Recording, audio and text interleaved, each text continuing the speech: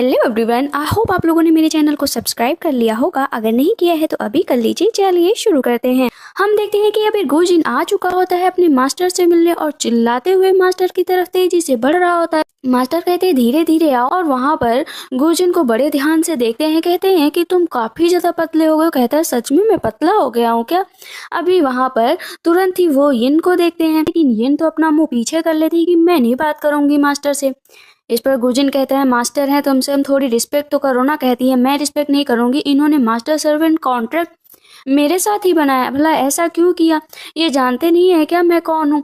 कहता है रिस्पेक्ट करो मास्टर की। कहती है मैं नहीं करूंगी, ये तुम्हारे मास्टर है, मेरे थोड़ी नहीं, इन्होंने मुझे बुली किया है। मास्टर कहते हैं मैंने तुम्हें कब बुली किया? कहती है आपने ही बुली किया है, मैं झूठ नहीं बोली। वो बताते हैं कि वाटर जेलिंग बीस्ट क्लैन की है। तब प्रिंसिपल होते हुए बताते हैं कि 70,000 ईयर्स पहले ही तुम्हारे क्लैन का पूरी तरीके से नामो निशान मिट चुका है, क्योंकि जब गॉड और डीमन वॉर हुई थी तब हम देखते हैं कि गुजिन कहता है कोई बात नहीं, अगर तुम्हारा 3 रियलम में कोई नहीं है तो तुम थोड़े दिन के लिए यहाँ पर भी रह सकती हो, जब तक तुम्हारा क्लैन फिर से बन नहीं जाता। कहती है मेरी कोई फैमिली नहीं है। अभी हम देखते हैं मास्टर उसको क्लियर करते हैं कि तुम्हारे साथ जो कॉन्ट्रैक्ट किया गया है वो फेट की वजह से किया गया है, इसका कोई बेनिफिशियल गुजिन को नहीं है। लेकिन अभी जिस हिसाब से दौर चल रहा है उस हिसाब से ये कॉन्ट्रैक्ट करना जरूरी था, क्योंकि इसका तुम्हें बाद में एक कंपनसेशन मीन्स गिफ्ट भी मिलेगा। अब वो गिफ्ट उसको तुरंत ही देते हैं। इमोर्टल पावर दी जाती है जिससे वो बीस्ट इमोर्टल कहलाएगी आगे चलकर। यहाँ पर वो गॉड की पावर अपने अंदर से निकाल कर उसको देते हैं। कहते हैं इस तरह की पावर पाने के लिए न जाने कितने साल लोग मेहनत करते हैं, लेकिन ये क्योंकि वीक इमोर्टल है तो इसे मास्टर अपनी तरफ से हेल्प कर रहे हैं ताकि ये आगे चलकर बहुत ही स्मूथ तरीके से अपने आप को कल्टीवेट कर पाए, सारी की सारी गतिविधियां सीख पाए। मास्टर जब उसको पावर दे देते हैं कहते हैं कि अब तुम यहाँ पर अब तुम एक इमोर्टल की तरह रह सकते हो, मेरी डिस्पेल की तरह।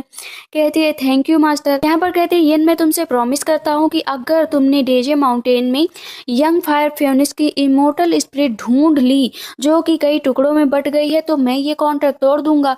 सच बता रहा हूँ, अगर तुम इसमें हेल्प करोगे। कहती है मास्टर आपका कहने का क्या मतलब है? इमोर्टल स्पिरिट अभी तक वापस नहीं है, इसका मतलब जरूर कुछ न कुछ गड़बड़ है। तुम दोनों को मिलकर अब जाकर उसको ढूंढ कर लाना पड़ेगा कि डेजे माउंटेन के कौन कौन से कोने पर वो है। अगर वो मिल जाती है तब तो अच्छा है, जेडे भी मिल जाता है, इमोर्टल स्पिरिट नहीं मिलती तब भी ठीक है। कहते हैं ठीक है मास्टर, मैं जल्द से जल्द उसकी इमोर्टल स्पिरिट और इमोर्टल जेडे में से कुछ न कुछ ढूंढ कर लाऊंगा। येन मास्टर से कहती है कि मास्टर इतना याद रखना है कि आपने मुझसे क्या प्रॉमिस किया है, अगर आपने ये प्रॉमिस तोड़ा ना तो देख लेना मैं सच बता रही हूँ। मास्टर कहते हैं मैं अपना प्रॉमिस कभी नहीं तोड़ता, तुम जाओ और अपना कल्टीवेशन करो ताकि तुम स्ट्रांग बन जाओ। वो मूनलाइट इल्यूजन कल्टीवेशन मेथड होता है। कहते हैं कि ये जो है मास्टर सर्वेंट कॉन्ट्रैक्ट के लिए बहुत जरूरी है, तुम दोनों को आपस में साथ में रहकर ये प्रैक्टिस करनी है। वो दोनों चले जाते हैं, लेकिन बाकी जितने भी लोग होते हैं वहाँ के डिस्पल वो सब आ जाते हैं कि आप 10 सालों बाद आए हैं गुजिन, 10 सालों बाद आप कितने अच्छे लग रहे हैं, एक्स्ट्रा ऑर्डिनरी एकदम। तो इस पर येन कहती है ये वो भी एक्स्ट्रा ऑर्डिनरी? कहते हैं कि हाँ ये, और खूब तेते से हंसने लगती। कहती है इसके अंदर है क्या ऐसा जो तुम लोग ऐसी बातें कर रहे हो इसके बारे में? जो ओल्ड मास्टर होते हैं कहते हैं कि येन तुम भी बहुत ज्यादा अच्छी लग रही हो और तुम्हारा जो ट्रांसफॉर्म आया है बहुत ब्यूटीफुल लग रही हो। यहाँ पर गुजिन बोलता है कि ब्यूटीफुल वो भी ये? अब वो खूब तेते से हंसने लगता है। कहती मुझे बात नहीं करनी है।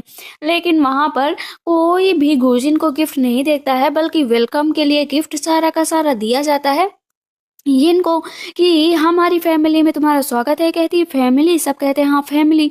वो तो बहुत खुश हो जाती है कि इतने अच्छे गिफ्ट मिले। गिफ्ट जब उसको मिलने लगते हैं ना तो गुजिन को बाहर ही फेंक दिया जाता है।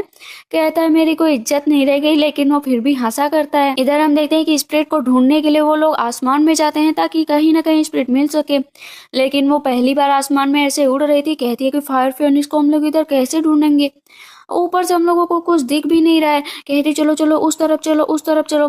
पूरे आसमान में इधर से उधर चक्कर लगवाया करती। कहता बस हो गया, मैं कोई फ्लाइंग इंस्ट्रूमेंट नहीं हूँ जो मुझे इधर उधर नचा रही हो। कहती है मास्टर सर्वेंट कॉन्ट्रैक्ट तो हुआ है ना, इसीलिए तुम इधर उधर घूम रहे हो। अगर मैं इस कॉन्ट्रैक्ट में ना बंधी होती ना तो तुमसे तेज उड़कर दिखाती कहता है मुझे चैलेंज कर रही हो, रुको अभी। अपना खुद तेज उड़ने लगता है और वो उसको इतने राउंड लगा देता है, इतने राउंड लगवा देता है, जब वो नीचे उतरती है ना तो चक्कर आने लगता है, उसको वोमिटिंग होने लगती है। कहती है कि तुमने ये क्या किया, कहता है इनफ है ना। कहती है इनफ नहीं है, तुम बहुत ज्यादा मुझे इस तरह घुमा रहे थे, तुम्हारे पास तालसीमान है इस वजह से। कहता है नेवर माइंड, हम लोगों ने अपनी जगह ढूंढ लिया, चलो अभी रेस्ट कर लो, कल फिर ढूंढने चलेंगे। कहती है रेस्ट, अभी रेस्ट नहीं करना है, हमें हम लोगों को अभी कल्टीवेशन करनी है, क्योंकि हमने अभी अपनी कल्टीवेशन सीखी ही नहीं है। वो आगे जा नहीं रही होती और उससे जिद कर रही होती है कि मुझे सिखा दो। कहता है कि ठीक है मैं जा रहा हूँ सोने। वो फिर से पकड़ लेती है कि जाओ, वैसे मुझे एक बार तुम्हारे बारे में बहुत अच्छी पता है। कहता है कि बताओ क्या पता है। कहती है कि प्रिंसेस हुआसू, प्रिंसेस हुआसू। कहता है क्या मतलब प्रिंसेस हुआसू। कहती है कि एक बार तुम जब नशे में थे ना तो तुम प्रिंसेस हुआसू का नाम ले रहे थे, वही पीकॉक प्रिंसेस जिसने तुम्हें बचाया था। तुम मुझसे प्यार करते हो ना, वो बहुत ही स्टनिंग ब्यूटी है, वो बहुत अच्छी है। उसका मजाक उड़ाने लगती। कहता चुप हो जाओ, अगर किसी ने सुन लिया ना तो बहुत बुरा होगा। कहती मैं तो नहीं चुप होंगी चाहे जो हो जाए। तो उसके मुंह पर इस पे लॉक लगा देता है। अब मेरी बात ध्यान से सुन लो कि ये बात मेरे और तुम्हारे बीच में रहनी चाहिए, अगर एग्री हो तो ठीक है। कहती ठीक है हूँ, हटा दो ना प्लीज। वो हटा देता है जैसे। कहती है कि जब तुम और प्रिंसेस हुआ डेटिंग करने लगोगे तो तुम तो मुझे उठाकर फेंक ही दोगे। कहता है क्यों, वैसे भी तुम तो मुझे वैसे भी बहुत बोरिंग समझती हो। कहती फिर प्लीज कल्टीवेशन सिखा दो ना। अब वो दोनों वहां पर कल्टीवेशन करने लगते हैं। कहता है रेडी हो ना। कहती है हाँ मैं बिल्कुल रेडी हूँ। अपने हाथ आगे करती तो वो अपने हाथ ऊपर कर देता, फिर थोड़ा सा ऊपर करती, फिर थोड़ा वो ऊपर कर देता, और ना उसके साथ बस थोड़ी सी छेड़खानी कर रहा होता है। कहती है क्यों कर रहे हो मेरे साथ ऐसा। अभी वहां पर वो उसका हाथ पकड़ लेती है, दोनों आसमान में उड़ने लगते हैं। वहां पर काफी देर उन लोगों की प्रैक्टिस चला करती है, लेकिन बेचारी यिन तो नीचे जाकर मुंह के बल गिर जाती है। गोजिन तभी प्रैक्टिस किया करता है। कहता है क्या हुआ तुम्हें। कहती है हाय कमर टूट गई, मेरी कमर टूट गई तुम्हारी वजह से। कैसा तुमने मुझे सिखाया, सब तुमने किया ना जानबूझ के। मैंने तो तुम्हें नहीं कहा था उड़ने को, वो भी इतने ऊंचे। कहती है कि मैंने पूरी कोशिश की थी तुम्हें फॉलो करने की, लेकिन क्या बताऊं कि तुमने आधे मुंह मुझे सिखाया नहीं। कहता है कि अच्छा मैंने नहीं सिखाया, तुम इमोर्टल बीस्ट हो, तुम्हारे अंदर दिमाग तो है नहीं। कहती है वहां पर खुद देते से रोने लगती है कि नहीं तुमने मुझे मेरे साथ ऐसा किया है।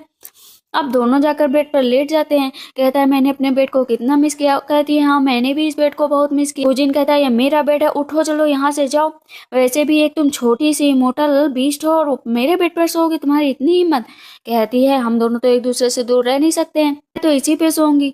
गोजिन कहता है इतना याद रखो यिन की कभी एक आदमी और एक औरत एक बेड पर बिना शादी के नहीं सो सकते हैं, क्योंकि ये गलत होता है। कहती है मैं समझ गई, तो चलो ना हम लोग इमोर्टल कपल बन जाते हैं। कहता है अच्छा मजाक करने की बहुत सारी हदें होती हैं, लेकिन तुम क्रॉस कर रही हो, मुझे गुस्सा मत दिलाओ, हम दोनों साथ में नहीं सो सकते हैं। मैं रेस्ट रूम में सो जाता हूँ, बाथरूम में। लेकिन वो वहां पर भी चली जाती। कहता है अब क्या दिक्कत है तुम्हें। कहती है कि चलो ना बेड पर सोते हैं। कहता है मैंने कहा ना जाओ यहाँ से। कहती है कि मैं बहुत सीरियस कुछ प्रोमिस करने। कौन सा प्रोमिस। कहती है मुझसे तुम चाय नहीं बनवाओगे, मुझसे तुम साफ सफाई नहीं करवाओगे। ठीक है अब तो दरवाजा बंद करने दो, थोड़ा दूर हटो।